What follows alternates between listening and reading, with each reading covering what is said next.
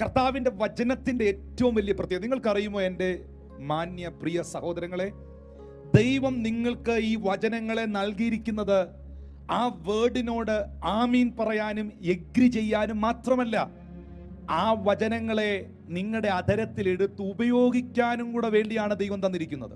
യേശു കർത്താവിൻ്റെ ശുശ്രൂഷയിൽ പലയിടത്തും പൈശാചിക മണ്ഡലങ്ങളുടെ മുൻപിലും പരീക്ഷന്മാരുടെ മുൻപിലും ഒക്കെ ന്യായപ്രമാണ ഭാഗങ്ങളിൽ നിന്നും തിരുവെഴുത്തുകളിൽ നിന്നും യേശു എടുത്തുദ്ധരിക്കുന്ന വചനങ്ങളെ നമുക്ക് കാണാം. ജെറുസലേമിൽ നിന്ന് എമ്മാവുസിലേക്ക് പോയ ആ തിരുകുടുംബത്തെ തിരിച്ചു കൊണ്ടുവരുവാൻ യേശു കർത്താവ് മോശ തുടങ്ങി സകല പ്രവാചകന്മാരും തന്നെ കുറിച്ച് പറഞ്ഞിരിക്കുന്ന റെഫറൻസുകൾ മുഴുവൻ, ആ വചനങ്ങൾ മുഴുവൻ എടുത്തു പറഞ്ഞു. അപ്പൊ ദൈവം വചനം തന്നിരിക്കുന്നത് അത് കേട്ടിട്ട് ഒരാമീൻ വെച്ചേച്ചങ്ങ് പോകാനല്ല.